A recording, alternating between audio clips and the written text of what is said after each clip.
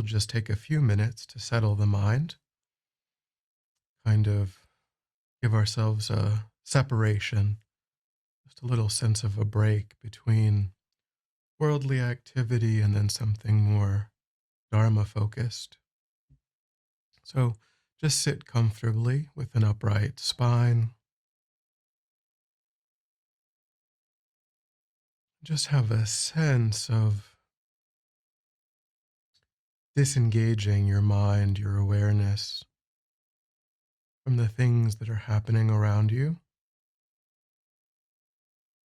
and have a sense of moving that awareness inside the body and mind. And we'll just anchor our attention for a few minutes with the sensation of the breath. So breathing naturally, just attending to whatever sensations we can observe, particularly around the nostrils, on both the in breath and the out breath. And of course, other thoughts and feelings and perceptions will arise, and our job is just to notice that the mind has moved from that intended object and then gently bring it back to that present moment physical sensation, just without judgment and frustration, just doing that again and again, trying to hold the mind in the present moment, anchoring it with the sensation of the breath.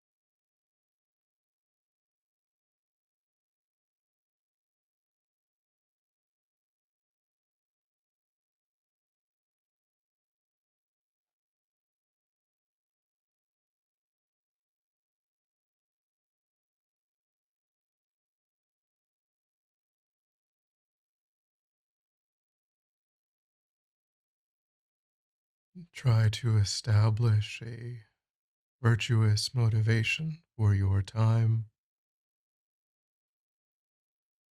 getting in touch with your interest in spirituality, and then thinking about the benefits that you receive and how those benefits extend outward. You have some idea of enlightenment, and of course, those benefits extend outward in nearly a limitless way, but we can also just think about all of the people that we come into contact with and the ways in which developing our own qualities will benefit them. Just try to develop an authentic motivation that includes others.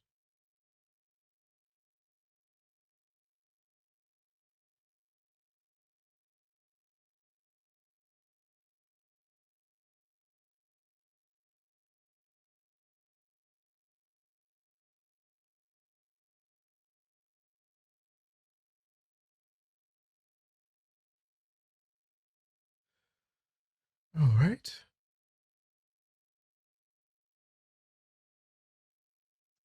So, welcome back. Welcome to class 3 of Lama Yeshe's When the Chocolate Runs Out. So, just at the very beginning, I only just wanted to briefly look at again. There was a quote that I had mentioned that I was thinking is, sort of in a way, the summation of the class. And I did read it correctly before, but I feel like I kind of felt like the grammar was a little challenging for my mind. So I just wanted to put it on the screen and just have us look at it just again very briefly. Let me just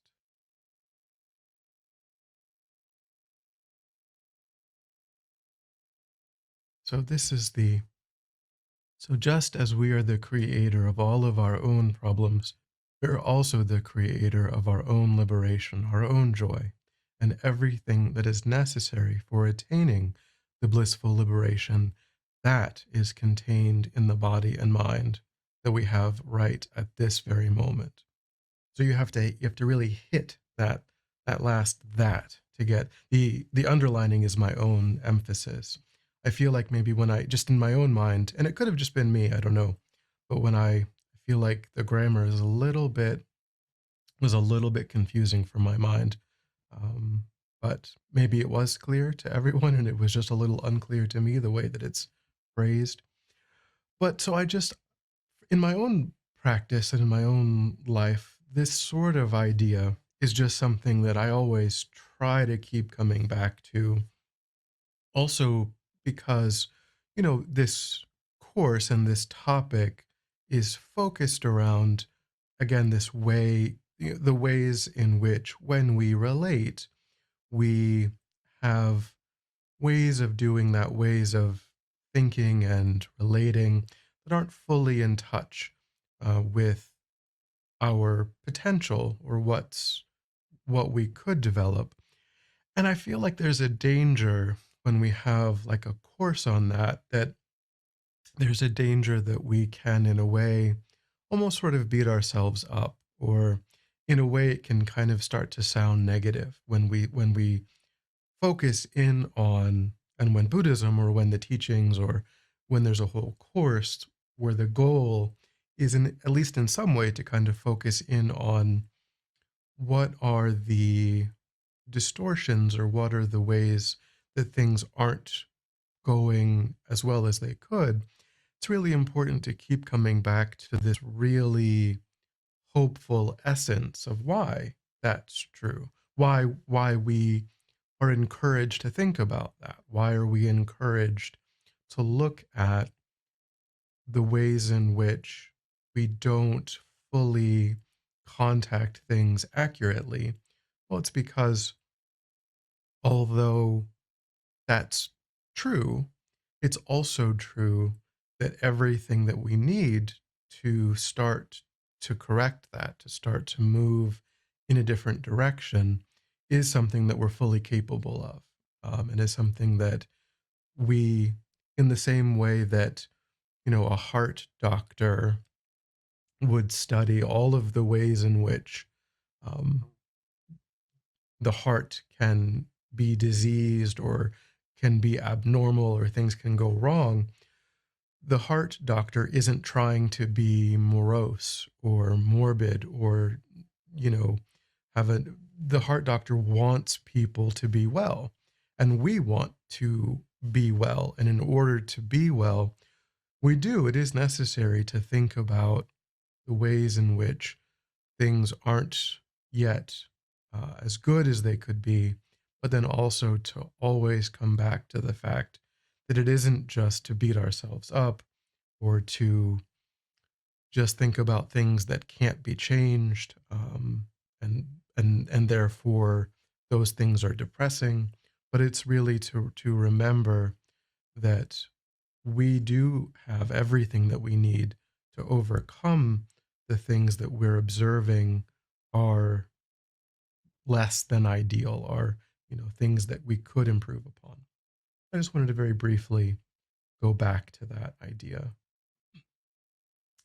Before we move on to more new material, I did also want to check um, in with folks who maybe saw or worked with the contemplation that that was sent out, or that had any thoughts or reflections on what we did talk about either last week or the week before.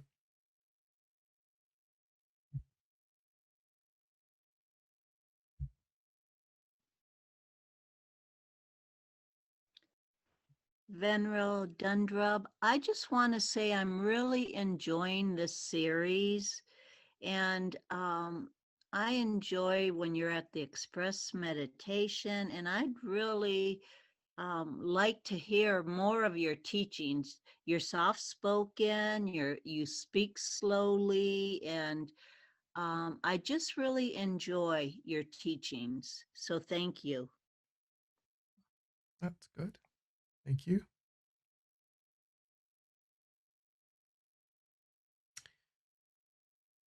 Any other? Oh, okay.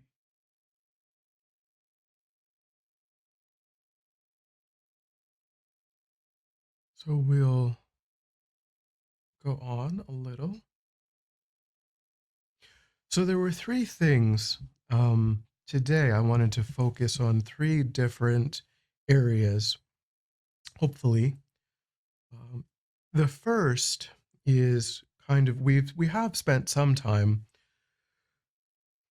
looking at and getting more clear on, at least I hope, getting some clarity on the fact that we are talking about, when we talk about attachment, and we talk about how there's an exaggeration, and we talked last week about this idea of pushing and pulling, right? So when when we think that things outside of ourselves are really pleasant, then we feel like, okay, I have to pull them into my experience. And if I can't, then I'll be upset.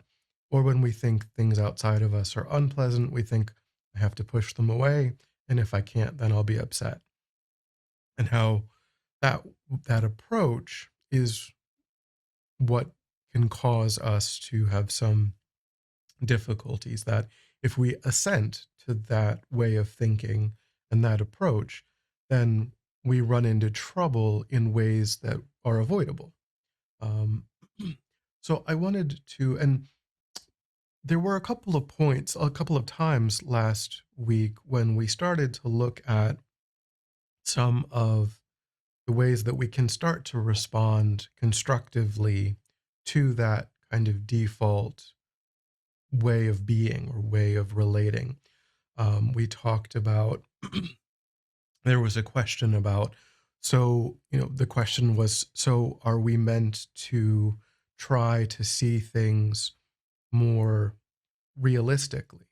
And I said, and the answer to that was yes. And then when I reflected on the answer to that, it did occur to me that a fuller answer to that takes into account the fact that when we say that what we're trying to do is have a more balanced approach, there are a variety of different ways in which the initial relationship or the initial um, perception can be out of balance, which necessitates having a variety of ways of correcting that, having different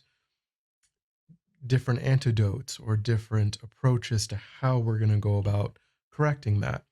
One that we did touch on last week, maybe we could say a couple that we touched on last week. One was when we think that this external object is made out of pleasantness, which is our sort of this default mode that we have. One way of correcting that mistake, that distortion or that exaggeration, is to start to develop a greater appreciation for the totality of the qualities of that object. So recognizing that it's not true that everything has only positive qualities, that we have to also recognize that sometimes if I do this too much, or I consume this too much, or sometimes the the good qualities that I'm ascribing to it are just kind of objectively overwhelmed by the more harmful qualities. So, for example, alcohol, we might say, we might think that, when we look at alcohol from one way of thinking, we might say, well, I have this enjoyment and that enjoyment. But then if we look at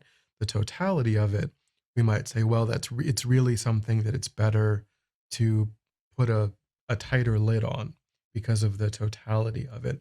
But then other objects, maybe we certainly can have more of, but also we need to recognize that we just can't go overboard. We can't just again and again or consistently indulge in certain things because again they're when we have this more rounded approach, then we recognize that it isn't made out of pleasantness, and therefore I can bring it into my experience sometimes, but I need to be cautious about the extent to which I do that.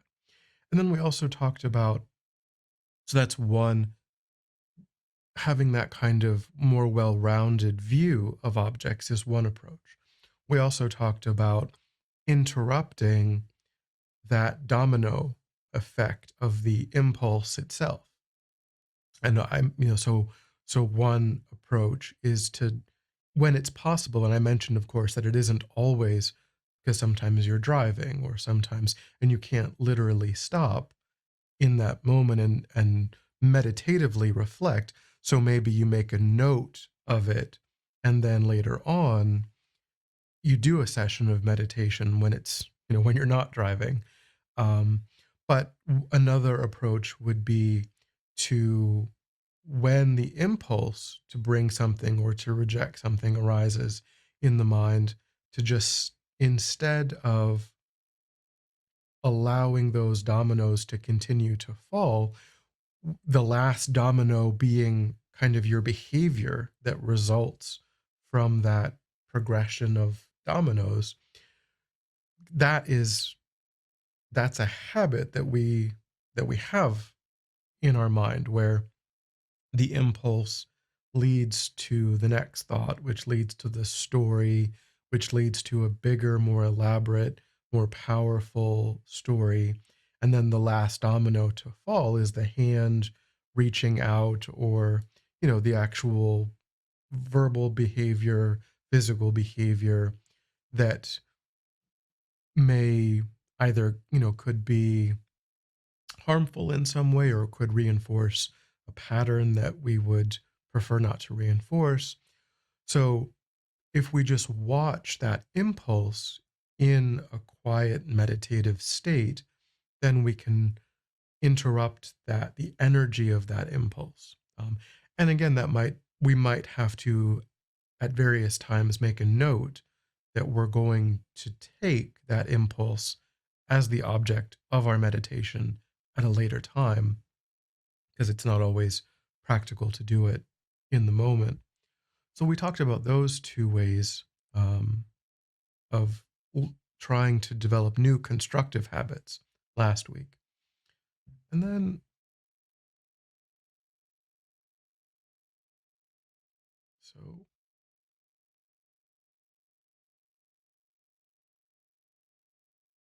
so this is another one of these pithy quotes that I really like. You can see for yourself that the way attachment works is silly. This is what Lama Yeshe says. So if we go on in terms of this vein, this first emphasis for today of, what are and also the contemplation for today that I will post, and that is now or will be in that materials link, is also about um, strategies for reducing. So in the next section, Lama Yeshe tells a story where um, he talks about, and this is something that we've all, he tells this story because we've all experienced this sort of thing where, like let's say we're at work, or, and someone's significant other uh, comes in for lunch and takes them out to a fancy lunch, and then they come back and they tell us all about it. Or a courier drops off, a big bouquet of flowers for someone because it's their anniversary or their birthday. Um, and so he tells this kind of story about, a thing like that has happened to all of us, where we are observing someone in our social circle be benefited by someone else, and we aren't directly included in that gift that we observe someone receiving. And he says that, ordinarily we we experience that in a kind of painful way. We experience that as, um, why didn't I also get this? Why didn't this also happen to me? I wish that I had someone who would treat me like that. Um, and what he's pointing out is that what we didn't do, what the habit that we don't have in this kind of experience, is a mind that spontaneously rejoices in the fact that something beneficial happened to someone that we know. Um, the way in which we responded to that was through the lens of the ego, through the lens of, I hope, or I wish that I could have received that. And in a way, what that means is, I wish that that didn't happen. It's almost as if I wish that didn't happen to that other person, but that it happened to me instead. If that was going to happen today, I wish that it had been my bouquet of flowers, which kind of means that we're depriving them of their bouquet of flowers, or we're depriving them of their, really fancy lunch or whatever it might be.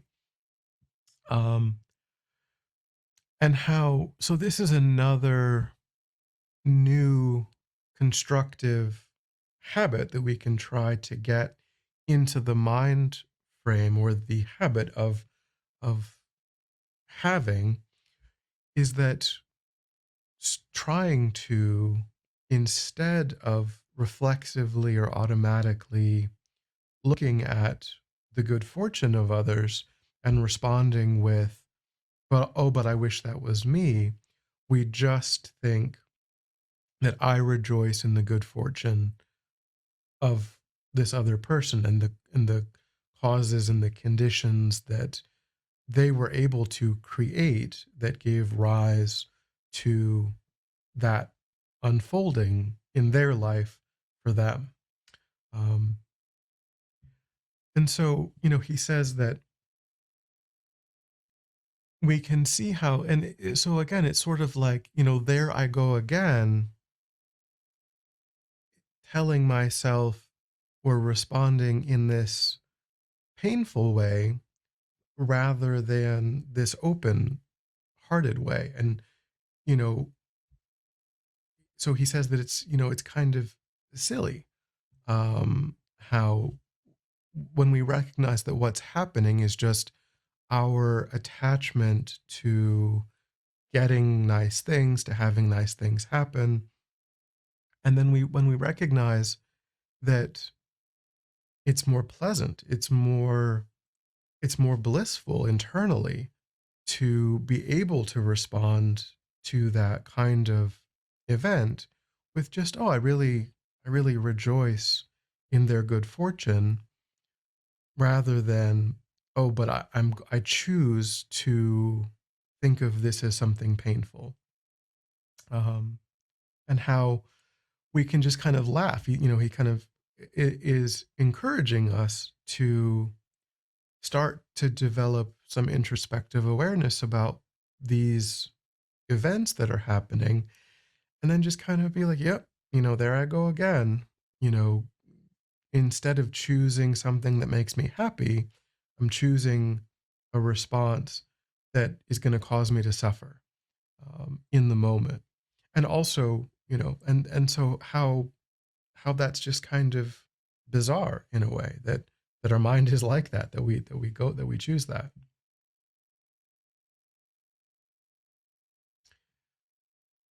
Any thoughts or questions, or did anyone have anything that they wanted to share? Or Yeah, I was going to say something on that, Venerable Danda. I think, what you explained is the way we all think. It's kind of a Western orientation. I grew up in India for the first 20 years of my life.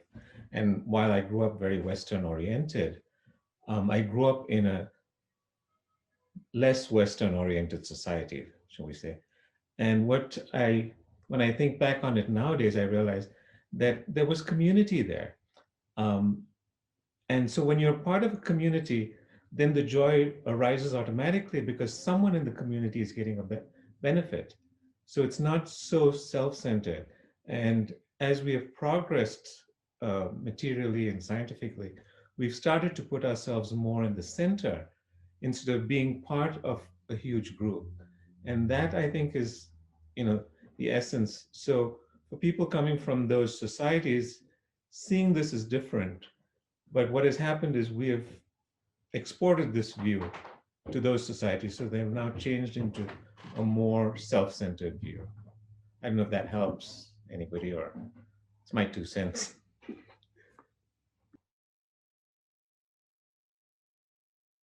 yeah, I think, and what we'll see is that Lama Yeshe, brings things down to, um, in a way, brings things down again and again to the way in which we relate to ourselves, the way in which we hold ourselves, and how we close ourselves off. And so that I think that does relate to sort of the more individualistic versus communal kind of view when we hold ourselves so tightly. And so, well, that's the sort of the second thing that we'll kind of look at and how that relates. Anyone? Any other thoughts or questions?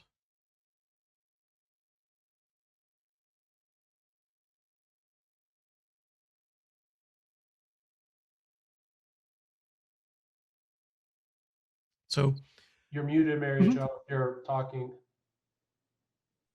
Oh, I had a little something. It seems to me like a lot of attachment is organized around this feeling that more is better, that something is lacking. And I just have to say, it was so refreshing and revolutionary to me when I was going to go to the store to get something, and I asked my friend, "Do you need anything? Do you want anything?" And he said, "Oh, no, I have everything I need." And it was like, oh, what a thought. So it's not exactly around this exact train, but it's related, I think. Yeah, that's another. Last week we talked about how Lama Yeshe said that how all of our problems are rooted in the feeling of, or the view of not feeling whole. I Yeah. think that's what, and we'll talk. Dissatisfaction is something that comes up again and again. Um, the feeling of kind of this baseline. Lama Zopa, talks about the mind of constant dissatisfaction, and Shantideva, kind of points out that's the kind of that sense of things not being quite right, or is kind of the underlying fuel that can be sparked into anger and other things. So I think that Buddhism and all of these things do um, address again and again how the dissatisfied mind is a real source of these things. And And that too also relates. These are all, I think, interconnected, in the sense that how we hold the mind and our identity gives rise to dissatisfaction, and the sense of not being whole. So I think these are things that we'll continue to look at.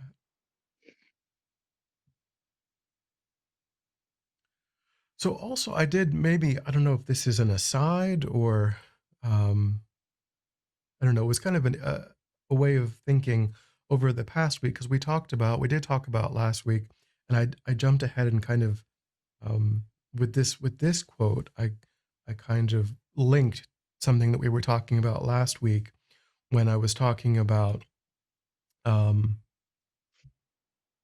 relating to food emotionally, and looking at that as, sort of a crutch, that I was talking about how I had that sort of tendency for many years, and I think almost everyone, to some degree and at various times, um, relates to that, and how.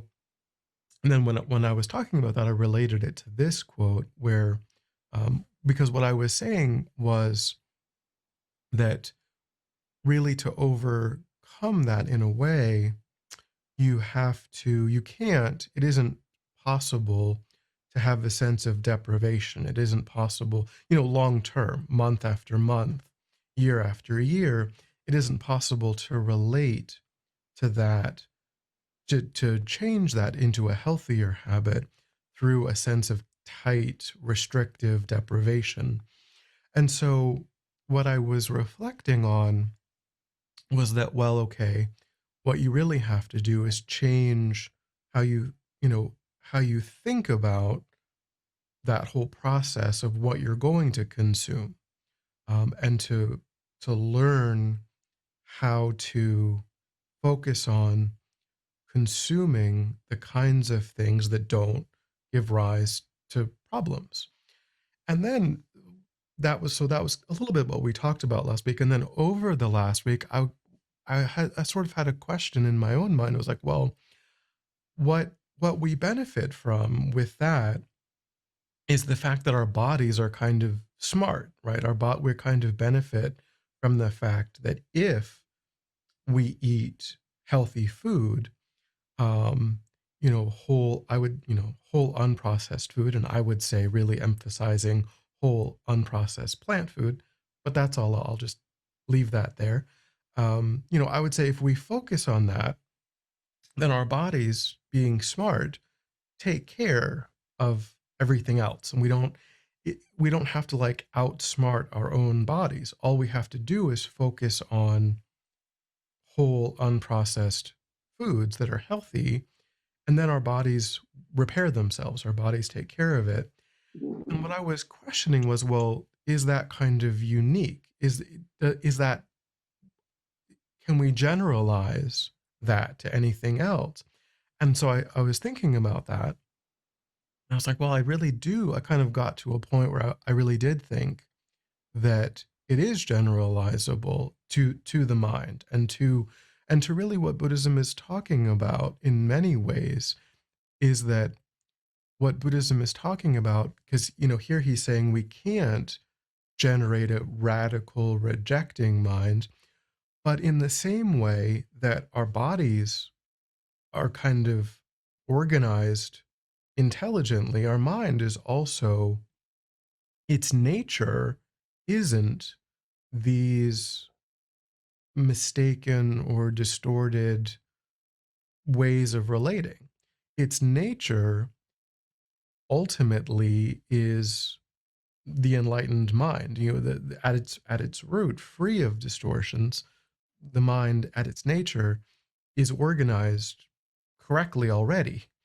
Um, and so, the in a way, we can think about our spiritual lives as a mental diet, that is just organized and focused around the kinds of inputs that don't cause suffering in the same way that we can think about. And still that, and so that doesn't mean, and what Lama Zopa has said that when we talk about, or when people hear teachings on reducing our attachments, reducing, then the way that people hear that is that they're choosing suffering, that they're choosing a restrictive, in the same way that when people think about healthy eating, they also think that they're choosing to suffer. They also think that they're choosing, that they're turning away. And all of Buddhism is actually oriented around helping us to understand that we're turning away from what's causing suffering and we're turning toward what prevents suffering. Um, so I just thought that that was kind of an interesting way of reflecting um, about that, kind of partly what we were talking about last week, and partly, what he's saying about how we can't, it isn't necessary and it doesn't work to to have a rejecting mind. What does work is to use introspective awareness to investigate our own direct experience, and then to develop insights on the basis of our own direct experience, just like in that previous example of when we reflect on the fact that I have a tendency, I have a habit of viewing the good fortune of others through the lens of, oh, but I wish that was mine. And then in meditation, we can observe that that thought and that way of being is painful. Then it is that insight itself that helps us to turn away from that way of relating. No one is coming in and telling us we have to do something, or that this is good, this is bad, this is right, this is wrong. We can begin to investigate and get clarity in our own direct experience of, this is painful and this is pleasant. This is, this is open-hearted and warm, and this is closed and distant and, painful. And so then of course, I choose what's more open. I choose what's more connected. I choose what brings joy and ease to my own mind. Now, maybe, I also have to recognize that these tendencies are long term, that I've practiced these other tendencies for a long time. So I won't turn that ship around in a day or a week.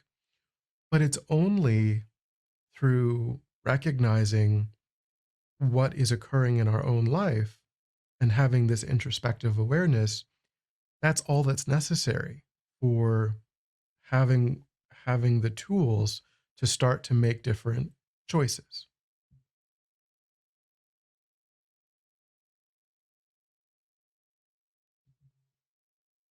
So that's the first section on, kind of, again, looking at how to um, think about those, some having some of those new constructive habits.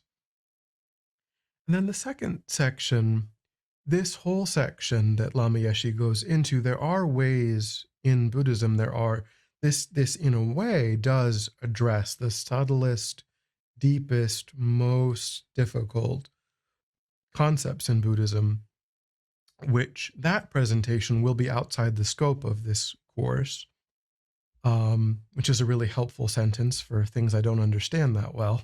But, this is an introductory level course. And so approaching things on that level, we won't be doing. Um, if people are interested in a way of starting to get into these ideas, I feel like His Holiness's book, How to See Yourself as You Really Are, is a good, really, really basic introduction to these concepts. And if people feel really prepared, then I think Gandon has a class on the Heart Sutra, which, if you feel prepared for it, you can maybe start dipping your toes into that class and see how it goes. That's again a much more advanced presentation of these ideas. But the way in which we'll start to have some way of thinking about this, um, in with respect to this course, is in a different book, Ego, Attachment, and Liberation. Lama Yeshe says he advises us to start getting into the habit of checking in with how we are presenting ourselves to ourselves. How is it that we're holding ourselves? Because we know in our own experience, we say things like, well, today I'm in a good mood, today I'm in a bad mood, today my mind feels spacious, or today my mind feels depressed or tight or anxious. Today, I feel balanced and I have more equilibrium. Today I feel kind of on edge, unbalanced. So, and this also, so what this is getting at, this quote, ignorance causes ego, what he's getting at is that we hold our identity so tightly that that tightness is what really empowers the strength of our perceptions. And so what I mean is, if we go back to that idea of the dominoes, of the impulse to bring something into our experience or push something out of our experience, the reason that that feels so strong, the reason why that impulse is so powerful, has a lot to do with the way in which we relate to how we appear to ourselves. And so that appearance has a lot of different parts to it. That appearance has our social roles, our likes, our dislikes, the things that we've learned, the things that we, um, you know, the way that we are in relation to others, our jobs, our roles, our, the dynamics in our social circles, um, all of these ways of defining or characterizing essentially our personality. And all of those tendencies and roles and habits and parts of the mind, they're all valid. But when we don't, when we're not light about how we hold them, then these impulses, when they arise, they feel overwhelming. We feel in a way powerless to not have our behavior be that kind of last domino that gets triggered by these impulses that arise in the mind. And so, what he's encouraging us to do, um, okay, so we'll wait on that. So, what he's encouraging us to do is, with this idea of checking in, what we're trying to do is to develop a greater appreciation for the fact that over time we're different, that we don't always appear to ourselves to be, in the same way.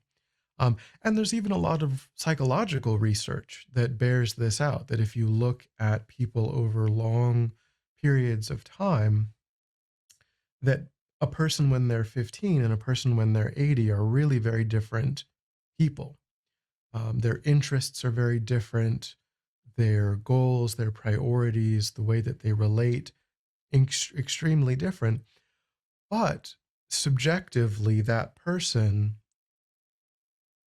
that there's some quality or a characteristic of our mind that's able to experience all of these transitions over the course of our life and still maintain a real tightness to each of those moments, such that it almost appears to us as though these changes haven't taken place, and that there is this core that pervades all of this. Um, and so we grasp at this tightness, in the way that we hold ourselves. Um, and if we can loosen that, if we can soften that, then our impulses don't have the same power. In the same way that we can,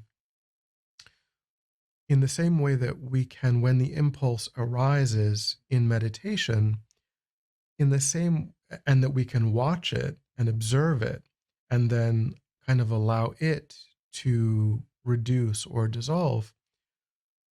When we feel this constricted, separated, narrow identity, we can also watch that, and we can also notice how it has different characteristics, how it changes over time. And that will give us some insight into how to go about not holding on to it as tightly. And when we can do that, then we'll navigate our lives in this more open way, this more um, this way that doesn't give rise to that same level of clinging and that energy of this is something I must pull, this is something I must reject. When we can start having more wisdom about our all of the parts of our identity, and not holding them as tightly. So, and again, so this as a topic goes to really, really subtle levels and is very complex and difficult in many ways. Um, but really, we can just look at it, in that way, in terms of um, how tightly do I regard my personality? How tightly do I regard my likes and can we just sort of see it as, yeah, I do like this, or yeah, I don't. This is something that I struggle with, but in a way, can I tell myself a different story? Can I tell myself, um, you know, a different way of relating to that that doesn't, that's not so solid, not so constricted and separated. And if I can be successful in that, is that beneficial over time?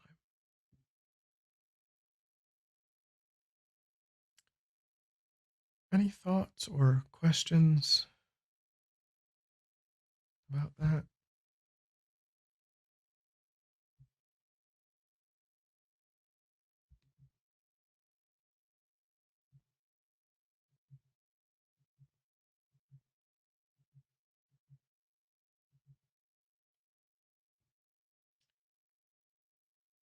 So then the last thing, and we'll probably, yeah, you should be able to unmute yourself if you.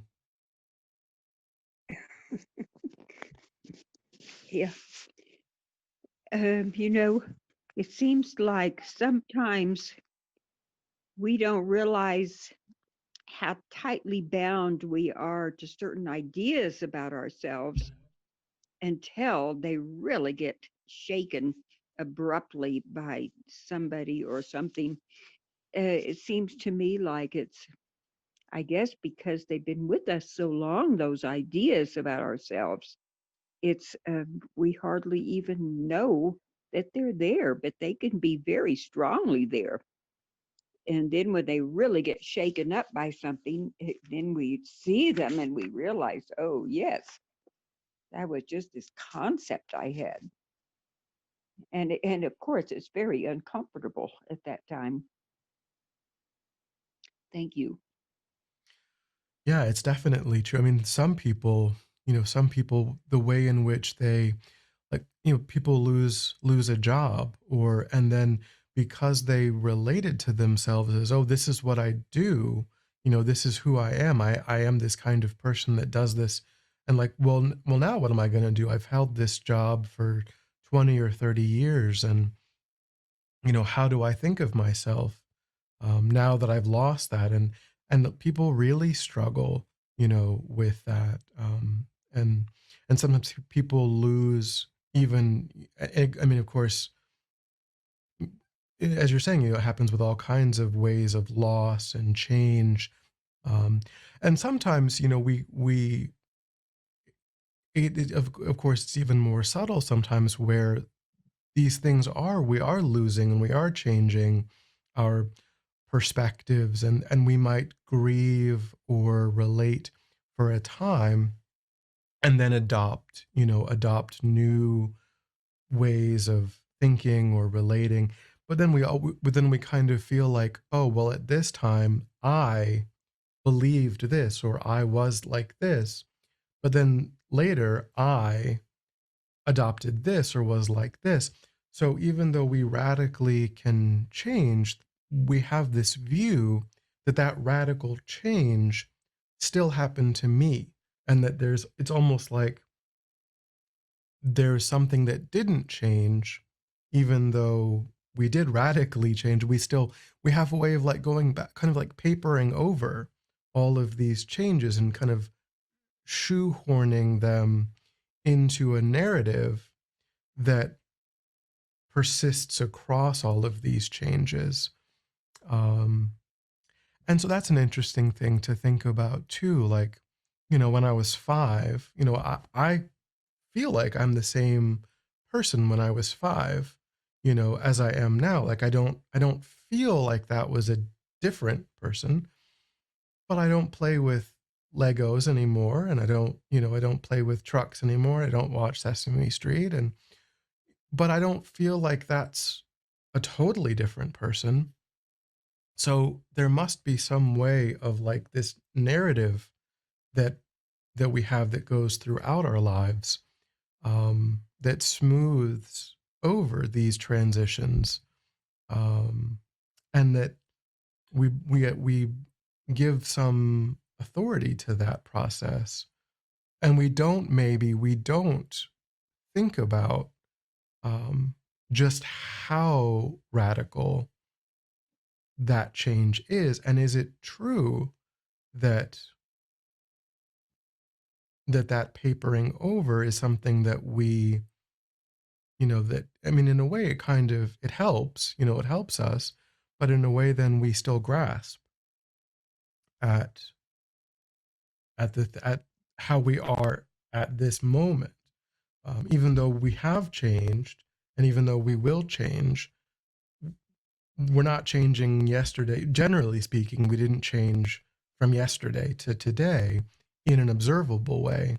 And so in each moment, we're grasping at how we are in that moment. Um, Even though the way in which we might grasp over long periods of time is very different. So I don't know, it's just something, Lama Yeshe is just really trying to encourage us to think about um, that process and how that process causes us to get into trouble in ways. So we won't go into that third next week. Venerable Verbena people may hear Venerable Verbena talking about how anger is what happens when attachment doesn't get what it wants, and so that's the next major thing. But we'll tackle that. That's a long thing to look at, so we'll tackle that next week. We'll start with that. So let me in the chat put in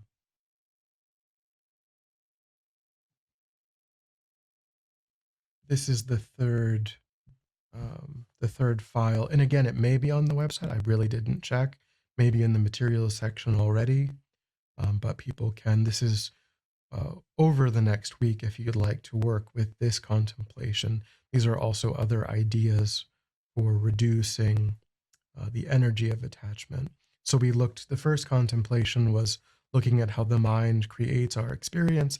The second meditation was trying to recognize maybe the shortcomings of attachment. And now this third contemplation is going to be looking at some new constructive habits for reducing attachment. Does anyone have any final questions or thoughts or?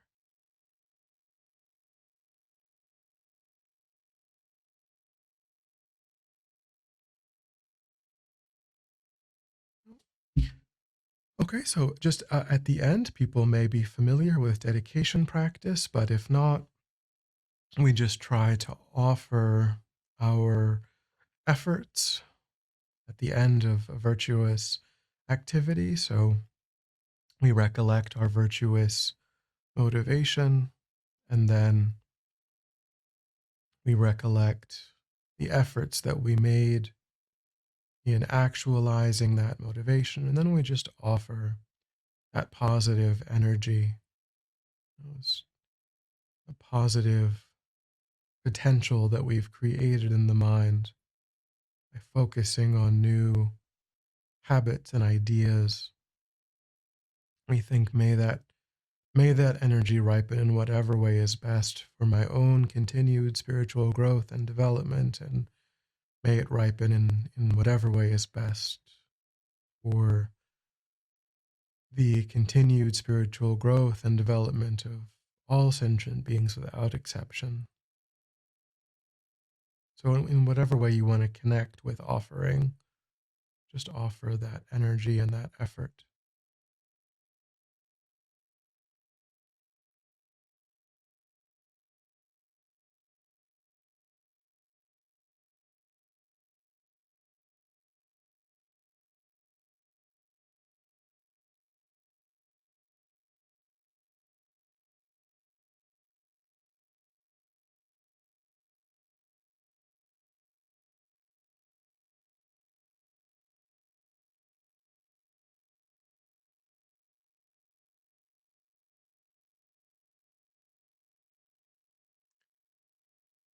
Okay. Well, happy Friday. Have a good weekend. Stay safe. And I hope to see everybody again next week. Thank you.